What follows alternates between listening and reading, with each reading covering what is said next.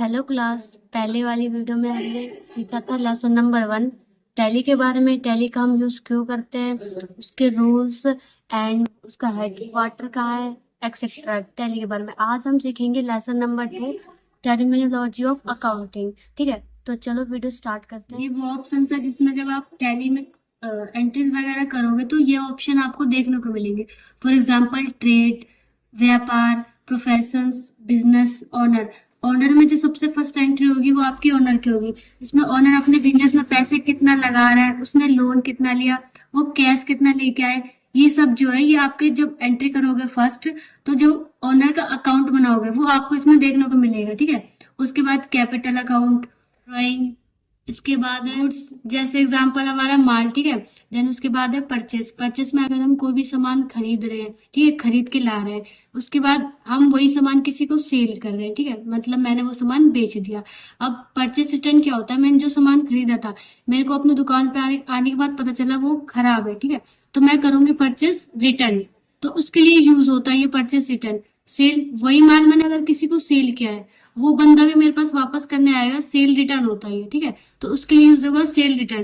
Then उसके बाद है स्टॉक। स्टॉक मतलब ये होता है अगर अपनी दुकान पे मुझे कोई भी सामान खरीदती हूँ, स्टॉक में रखना। ठीक है, देन उसके बाद है क्रेडिटर, डेटर।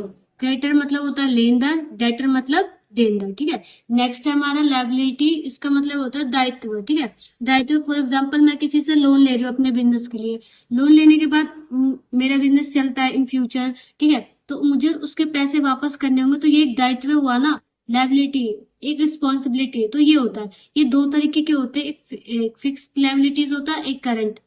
ठीक है, उसके बाद है एसेट्स। ये भी दो टाइप्स के होते हैं, fix assets and current assets. Assets क्या होते हैं, जैसे फॉर एग्जांपल मेरे बिजनेस के लिए जो लॉन्ग टर्म का काम दे, फॉर एग्जांपल फर्नीचर हो गया, गाड़ी हो गया, कुछ भी हो गया, जो लॉन्ग टर्म तक का हमें लॉन्ग टर्म तक प्रॉफिट दे, जैसे बिल्डिंग हो गया, फर्नीचर हो गया। ठीक है, इसके लिए यूज होता है फिक्स और करंट।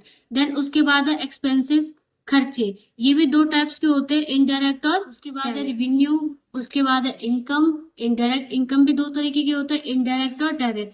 ठीक है, उसके बाद है डिस्काउंट, ट्रेड डिस्काउंट और कैश डिस्काउंट।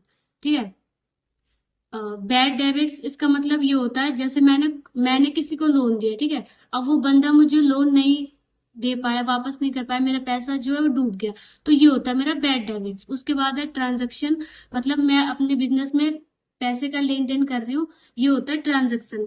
फिर लास्ट हमारा है वाउचर। वाउचर में ये होता है जैसे हम एंट्रीज करेंगे अकाउंटिंग वाउचर में, तो उसमें आपकी सारी एंट्रीज होंगी, तो वो accounting voucher. Okay, thank you class.